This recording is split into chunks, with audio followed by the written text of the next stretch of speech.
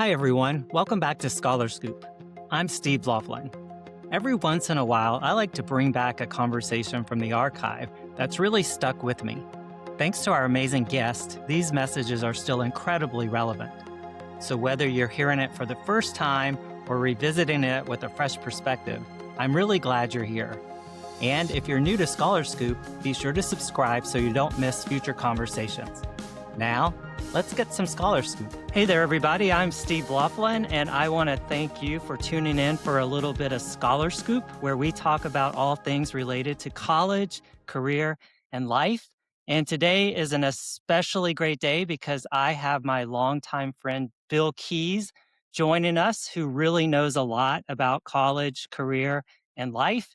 And he also has a new book out, which I want to talk about. So, Bill Keys, thank you so much for spending some time with me on Scholar Scoop today. How are you doing?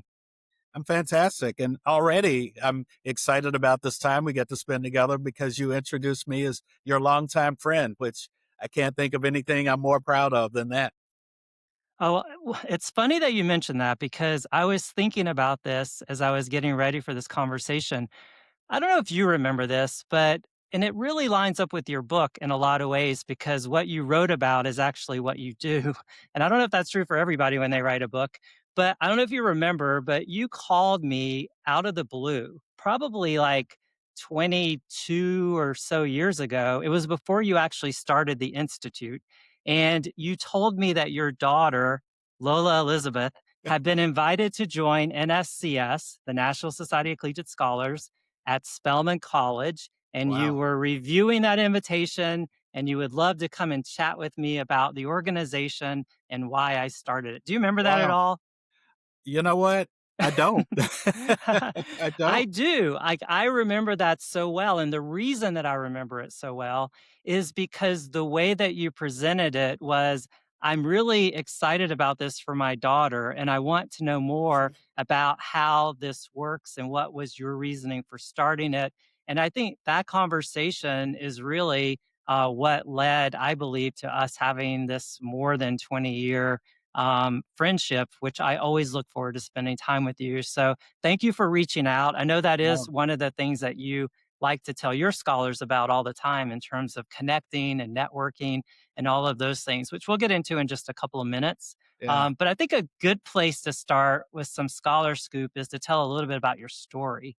And I really do appreciate the way that you made some decisions about how you wanted your life journey to unfold and how you took a lot of initiative. And so, why don't you take just a couple of minutes and tell us a little bit about your growing up in a small North Carolina town and your decision to come to Washington, D.C.? Yeah. Well, I will gladly do that. But before I do, I don't think I've given you enough credit for the fact that I'm sitting here now, 23 years into doing the work that Mm, I'm doing at the Institute for Responsible Citizenship. I probably called you because I thought I can learn something from this guy. mm. And so I should give you a lot of credit for that now because you probably gave me ideas that helped really ground what we've created, which has been just extraordinarily successful. But it probably wouldn't have been had I not had those early conversations with you. So I should have 300 of our alumni, put you on their Christmas card list to thank you for Oh, what I you. always like getting a holiday card, but I will tell you, I appreciate that, Bill. And so knowing now that it's been 23 years, I remember I had to miss your 20th because I had COVID for the first time. I don't know if you remember, I do. but yeah, so it was probably more like 24 or 25 the first time we Yeah. sat down for coffee. Yeah. Well, thank you for saying that, and it's been fun to watch you and Yeah. what you've created and all of the lives that have been impacted. It's been really, really incredible. And you look just the same as when I met you 25 years ago, and I have no hair at all or the whole thing. So, And you look great, and you look great. That's all for right. sure. So, thanks for asking me about my background. I'll give a very short version of it, but I grew up in Washington, North Carolina, a small town, USA, a town of about 10,000 people, the first town in America named for George Washington.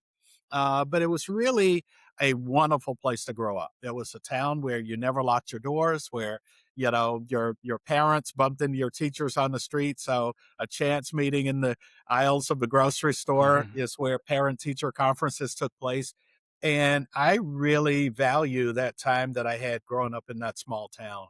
A lot of the values that make me me, I Mhm. got, were developed in that little town. So I love that. Went off to the University of North Carolina at Chapel Hill, which was the only school that I ever really wanted to go to. I Mhm. ended up doing a undergrad and PhD at UNC. I've served on the board of trustees. I've received every award you can receive there. So I've been really engaged. I hope a lot of the NSCS scholars who are listening to this will take that as an example of, be engaged while you're on campus, but there's also a role that you can play long after you've graduated and left. For the benefit of the young people who are coming along behind you and sitting in those same classrooms that you sat in. So I went off to UNC, studied political science, and while I was in class, got really excited about politics, left school, went and worked on a US Senate campaign.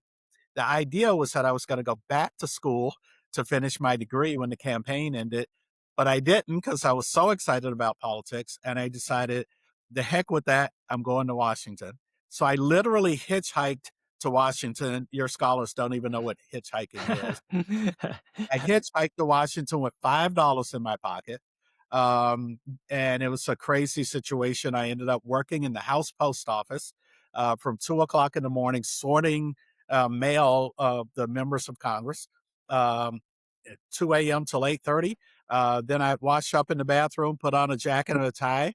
And then I would volunteer in a congressman's office from 9 to 3. After that, I'd walk around handing out my resume.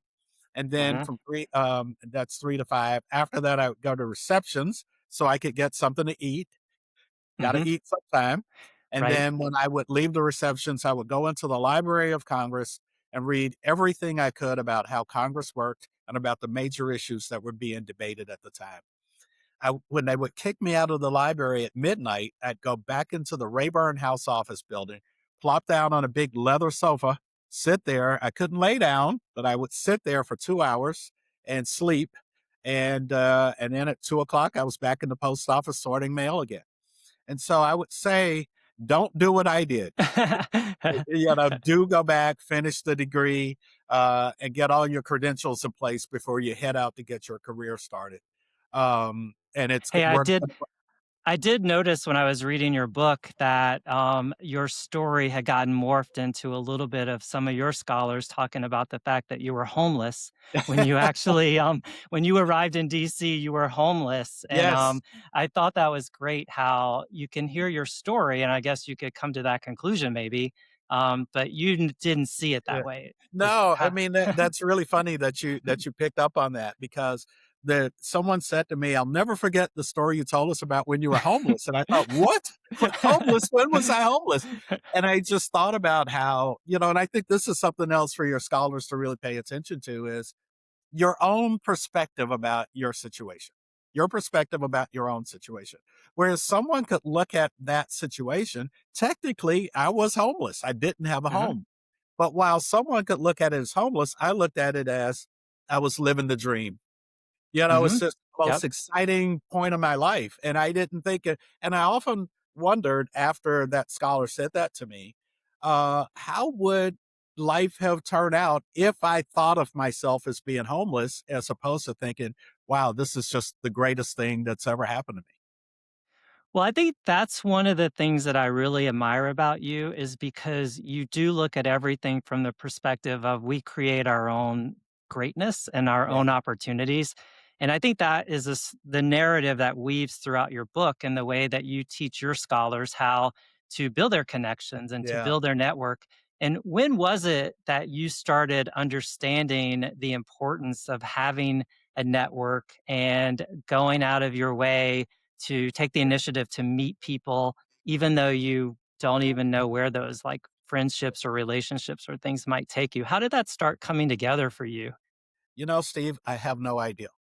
But Mhm, I do think that growing up in that small town probably contributed more than anything else to this attitude I have because um, as I said, no one was a stranger in that town. Mhm. And anything I needed, I always I knew from the beginning that whatever it was I needed, the key to getting it was the people around me. And Mhm. so I always just felt comfortable in establishing relationships, and not only in that direction, but the other part of it was I somehow, maybe it was my parents who taught me that my job in life was to also be of service to other people, be a resource to other people. So I could see other people as resources for me. And I Mhm. became very comfortable in just saying, Steve, I'm trying to do this project and maybe you can give me some advice. I felt very comfortable doing that. But by the same token, I also felt very comfortable that if Steve Loflin calls me and says, "Hey, Bill, I need your help with something," the answer automatically is yes. I mean, I don't even have to think about it. Steve's my friend. Steve needs Mhm. some help with something or advice or whatever it is. It's only natural that the answer. So one of the things I think I say in the book is, let your default position be yes. Mhm. Let your default, when someone asks you for something, unless you know that you absolutely positively can't do it, the answer is yes. Steve, can I tell one little story that's in the book? Oh, yeah, please. I love the So book. it's about a young man named Christopher McKee. So one year, Elijah Hayward graduated from the Institute, graduated from college, went off to Yale Divinity School for grad school. Mhm. While during his first semester there, I went up to visit him, met everybody, same thing, small town guy. Of course, you're going to go that far, you meet everybody. So I met the admissions director and the dean and all these people. Fast forward several months, and I get a phone call from Christopher McKee. And Chris says, Dr. Keys, well, it was Mr. Keys back then. Mr. Keys, I'm making a huge mistake. I'm like, really? What's that, Chris? He says, well, the Lord's telling me I should be going to divinity school. And I said, okay, well, what's the problem? He says, I didn't apply to divinity school. And I said, well, if the Lord's telling you to go to divinity school, I assume the Lord's got a way of getting you into divinity school. And Right. so, to shorten the story, I said, Chris, you got to go online, download the application, complete the entire thing. And you've got to get it done today. I'm going to give you my FedEx number and you've got to ship it to Yale tonight. If you can get that done, then I'm going to call Yale. And so he said, I can do it. I said, okay. So I then call the folks at Yale and I tell them about, started out saying, how's Elijah? Oh, we love Elijah. He's great. And I'm saying, well, that's what I thought you were going to say. And if you love Elijah, you're also going to love Chris. Chris, who's Chris? So I tell them this story. And they said, but the deadlines have passed, the whole thing. And I said, listen, I said, I just got off the phone with him. His entire application, his complete application is going to be sitting on your desk when you arrive tomorrow morning. And if you will read his application, you will call me and thank me. So, of course, they said, if he can do all that in one day, we'll read the application. They did admit him. They did thank me. And a year later, they called me and said, okay, well, who do you have for us this year? And for Right. 6 straight years, Institute alumni went to Yale Divinity School. The seventh year, he decided, our alum decided to go somewhere else. And folks at Yale were like, wait, what happened? I thought we had something here, right? Yep. But I tell that story because Chris could have called 100 people, and 99 people probably would have said, dude, you missed the deadline. What do you want me to Yep. do? You think I'm some Yep. kind of miracle worker? But one person said, you know what? If your heart's desire is to go to divinity school, then let me do everything I can to help you get into divinity school. Yep. And I tell this story because I want every NSCS scholar to develop this idea that when someone asks me for help, the answer is yes. The default Mhm. position is yes, unless you absolutely can't do it. And I want you to make the assumption that you can do things, right? And so I could have said to him, Chris, I'm not in charge of the or the admissions process. You missed the deadline. But instead of doing that, I made the phone call. What did it cost me to do it? It didn't cost me anything. But most people just won't do it. And if we can persuade people to develop this, yes, I can attitude, I think we just get a whole lot further in the world. here's the other part of it that I want um, NSCS scholars to understand. And that is, like, I want my scholars to understand. And that is, I made the call. Hmm. And the result of that was the following year, they called me. So Right. I had zero influence over their process, right? Zero. I'm just a Hmm. guy in Washington, D.C., they're in New Haven, Connecticut. What do I have to do with it? Nothing. But I made the phone call. And then Hmm. the result was I actually ended up with a lot of influence because I assumed some influence in the first place. And that's what happens in life. If we will just put ourselves out there to try to achieve some things, it turns out that we actually develop influence in places that we didn't really have it before. So, Yeah, and I think about that, and it's probably why we got along so well from the beginning when we first met, because having worked on college campuses, what I also discovered is so many people on a college campus that should be there to support the students and to yeah, help their college experience be amazing tend to live in a world of no. yeah, And I always, when I was working on college campuses, had this attitude, and it's what the students I think appreciated about me as an administrator was I would always be like, well, let's start at yes and work backwards. yeah, Because yeah, if you start with the yes, you might get to a place where you realize that it's a no, but you don't know unless you actually take that path. And it could yeah, have, that's the same as with your talking about the way that you got involved with Yale. Like you could have accepted it as a no just because the deadline has passed. yeah, But what's the downside to having that on the desk the very yeah, next day? And I think so many people do I think on both sides of the equation. I think a lot of times students or young alumni will just give up on something just because they believe they've missed a deadline. And deadlines exist for a reason, obviously. So yeah, that's important. But there are ways, I think, a lot of times that people really do need to find a way to get what they want. And yeah, so I think that's a great story. And it's a really good reminder that it's a journey, life's a journey, and we have to really find our way through to make it the journey we want it to be. So yeah, take the initiative. That's yeah. definitely for sure. I think where I tell that story in the book, the title of that chapter is Rules Are for Other People. Oh yeah, that's right. Yeah, Yep. rules for other people, and it doesn't mean that I'm ignoring rules, ignoring the law, that's not what I mean when I say rules for other people. What I mean is, you know, deadlines are artificial. Hmm. It's like somebody said, "Okay, let's," like, for my own institute, the deadline is January 15th. But if Hmm. Steve Loflin calls me on January 16th and says, "Bill, listen, I know your deadline is passed, but I have this amazing student who I know you would love him and he would be fantastic in your program." Am I not going to listen to that recommendation? Of course, I'm going to say, "Steve, thank you so much. Send me his material. I'd love to Hmm. learn about it." That's the Well, way the world really works, right? you've actually done that because I've called you before and I said, Bill, I don't remember promoting your program deadline for this year. When is it? And you're like, well, it's actually in 3 days. But, for NSCS, if you let people know, we certainly want to put them into the consideration funnel. Yeah, So, yeah, so you're exactly doing what you say you do, which yeah. is what I really do All appreciate right, so about you. can I add one more thing to that? Yeah. But Yeah. why would I do that? It's because of our relationship, because I Hmm. know that, well, first of all, I have, like, the utmost admiration for you, and I know and I trust your judgment. And so here's another lesson for young people, right? Is establish relationships with people so that they know what the quality of human being you are. And then when you need to ask them for, can you give me 2 more days or 3 more days Hmm. or a week or whatever it is, when you're asking them for something, they're going to say, you know what? John is pretty amazing young man, or Mary is a pretty amazing young woman. And I know she wouldn't be asking me for help with this if there was not a great reason for it. And I trust her judgment and I want to do it to help.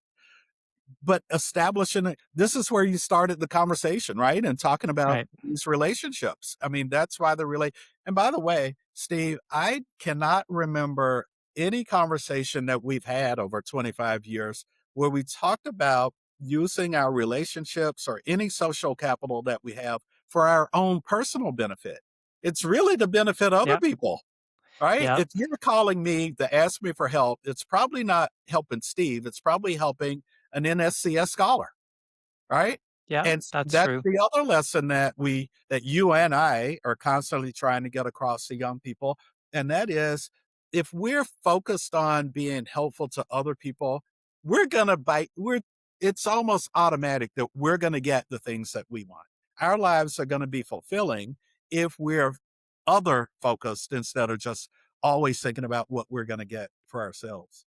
That is 100% true, and you're right. I think that's generally the way we function is looking out for how do we help the people that we've created these organizations Yep. for. So that definitely makes a lot of sense.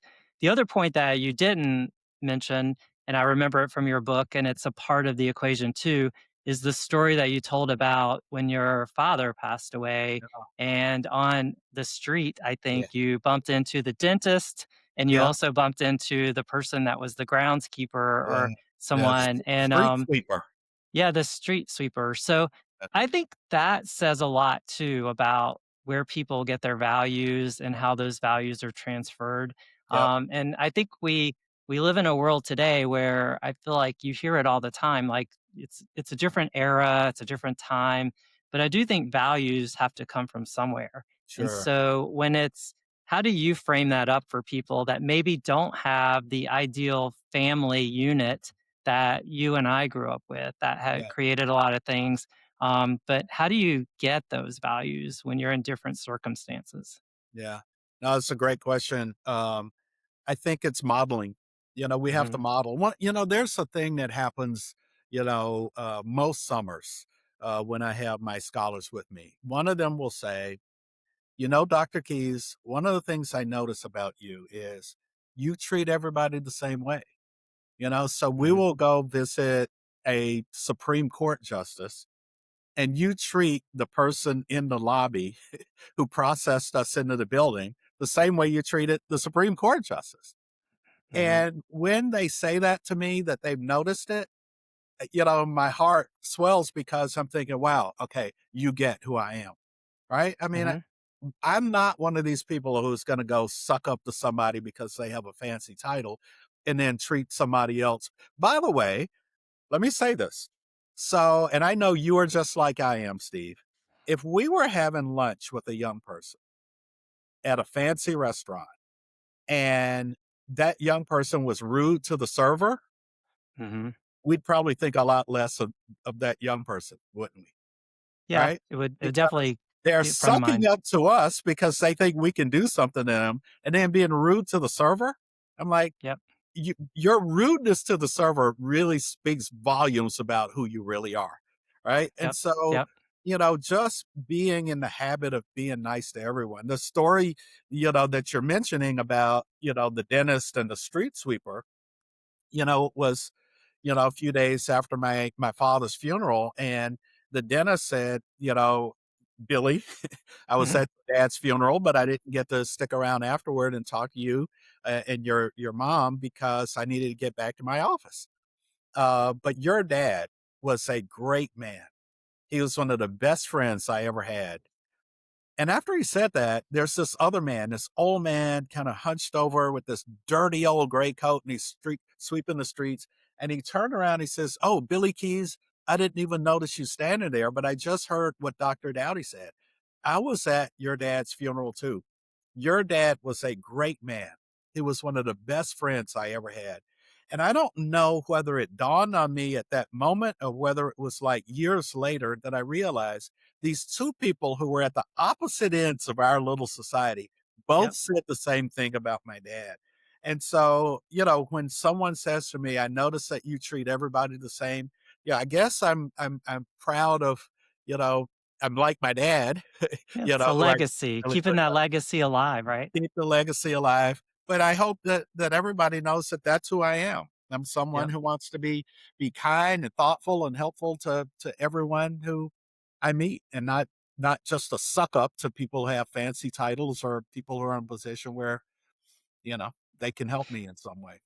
Well, I've talked to more recruiters than you would imagine that tell the story of people that they take out for meals, just like you Mm, said. And the person being interviewed thinks they're going out for a nice lunch or dinner to be interviewed, but they're being observed, just Yeah. like you said. And Yeah. the way that they handle themselves at dinner, the way that they treat other people, all of that's a part of the interview process, not just the questions that you're being asked Yeah. about, how you would be a good employee or what your goals are. It's just the way that you treat people. And I think we've gotten to a place in society where so many people are treated horribly.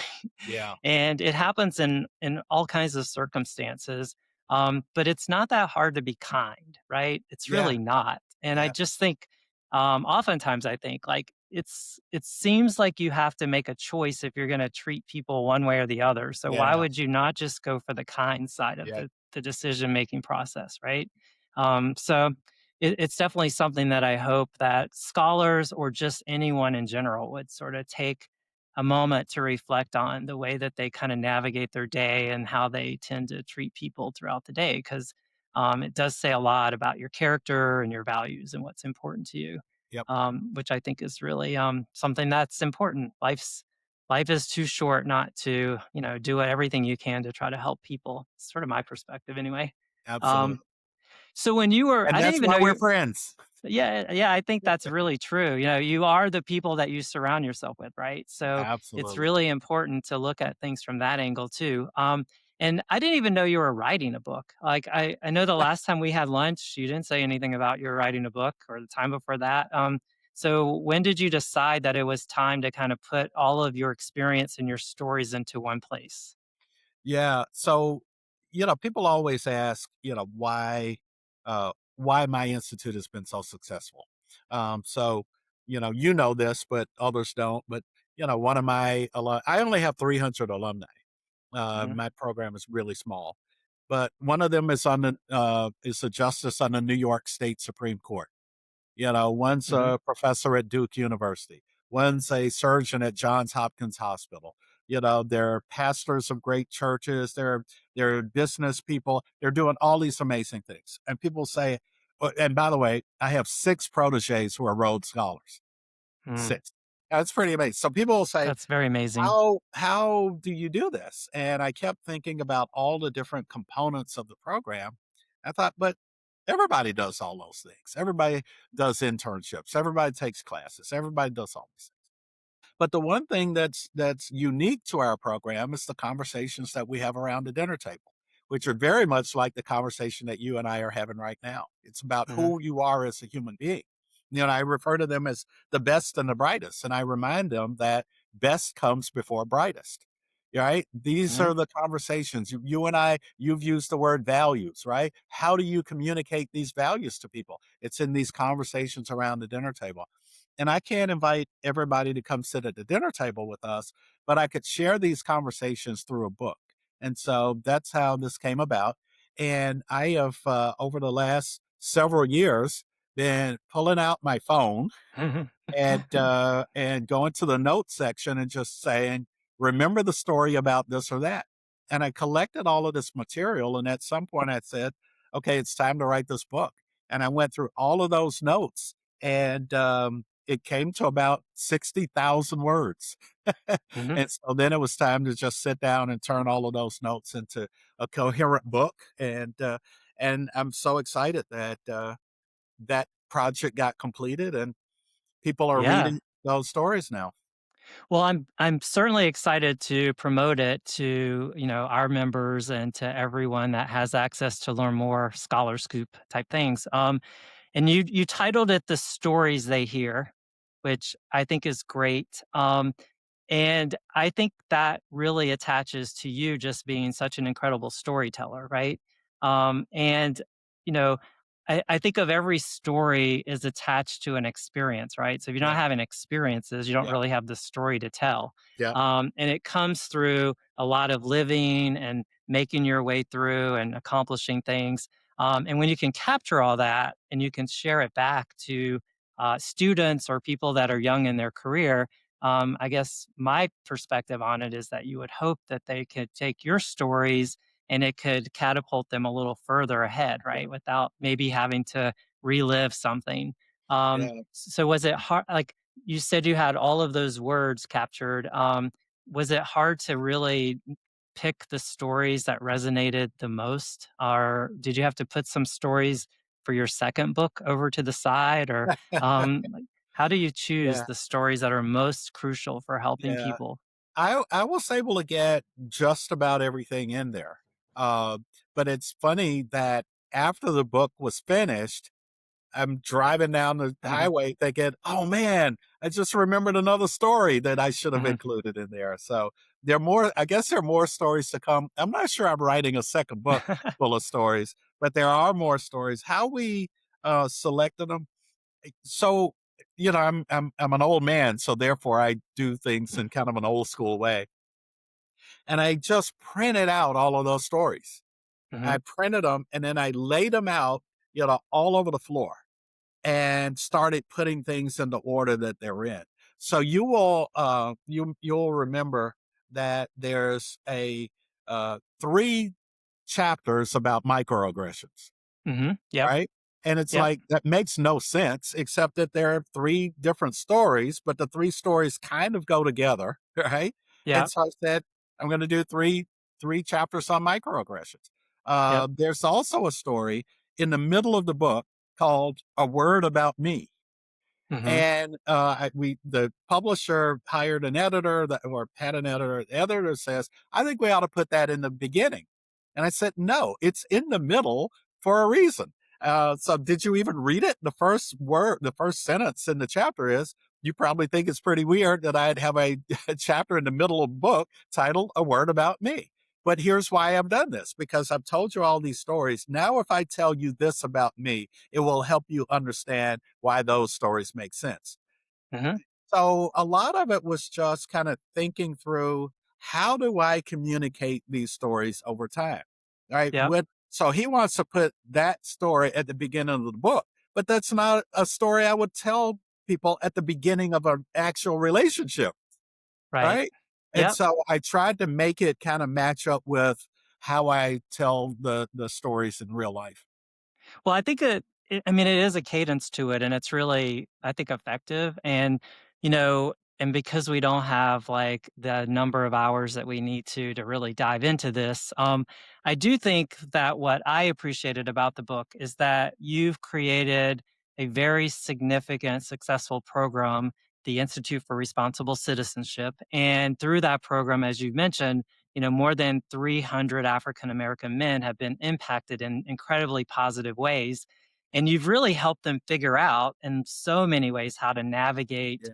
through life and make the connections, how to process the microaggressions, which are, I really appreciated those sections of the book, which we won't get into now, but I would encourage people to read the book, if nothing else for that, to think about how one small thing that may turn you off is really maybe out of context to the whole big picture for what's Yeah. going on, and Yeah. how many things you miss out on just because you latch onto one thing that might have bothered you just a little bit, Yeah. but there's so much more to it. There's just a lot of substance here that I think would really help people.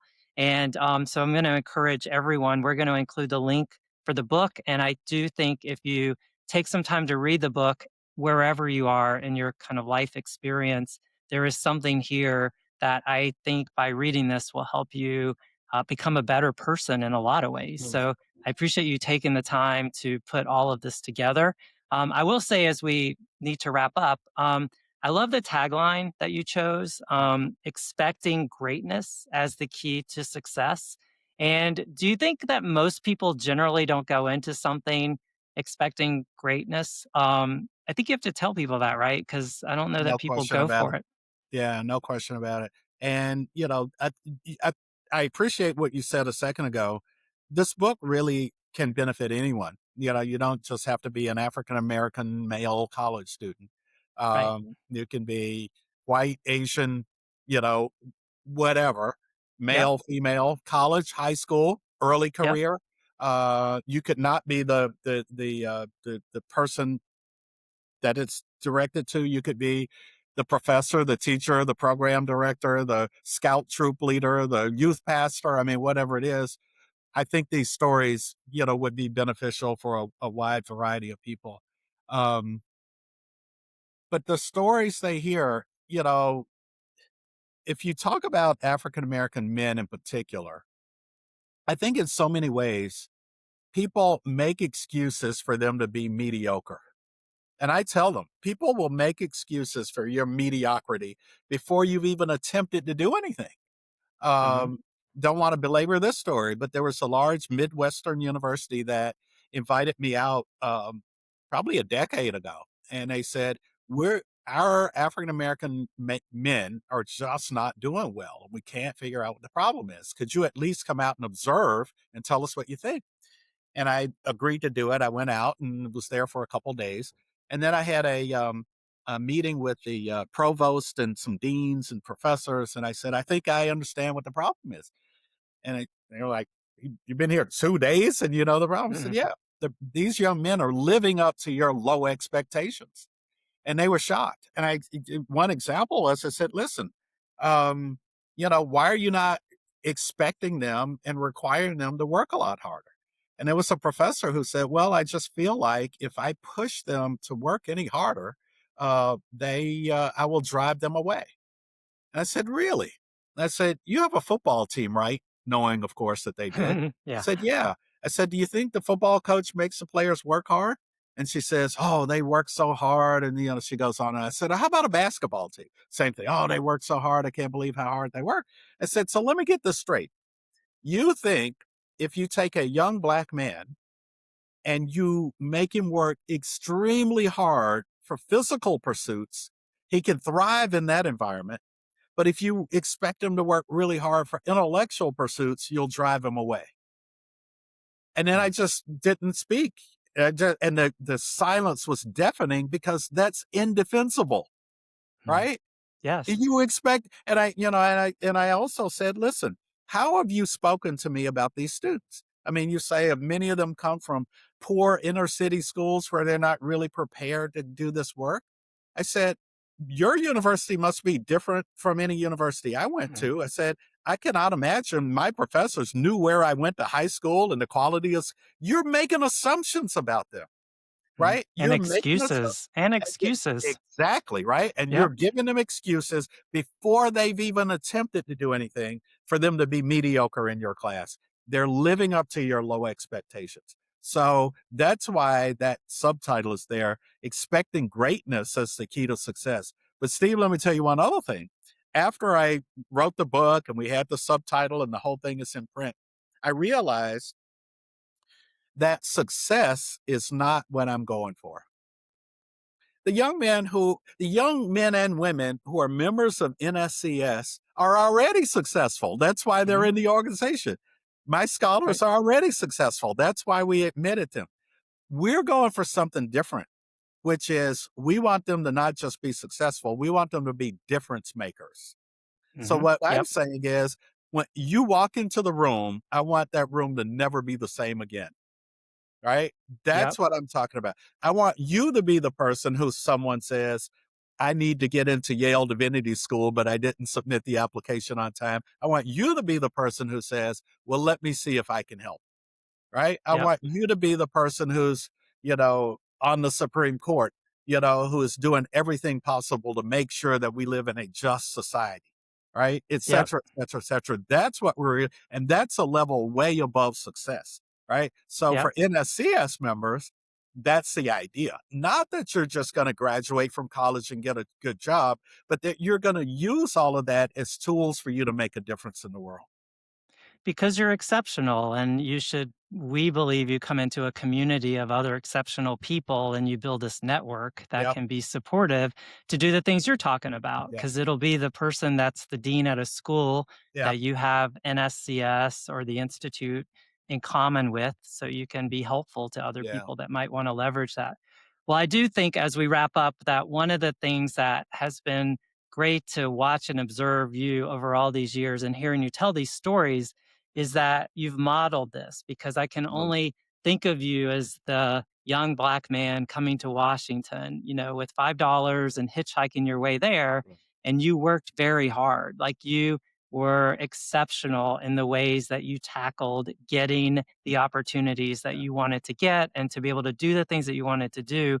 And I see so many students today that need to hear that and to need to understand that you're not entitled to things. You have to Yeah. work for things. You have to put the time and the effort and the energy and be kind in the process. So thank you for all the ways that you're changing the world, Bill. You're an amazing person. So thank you for doing this for us today.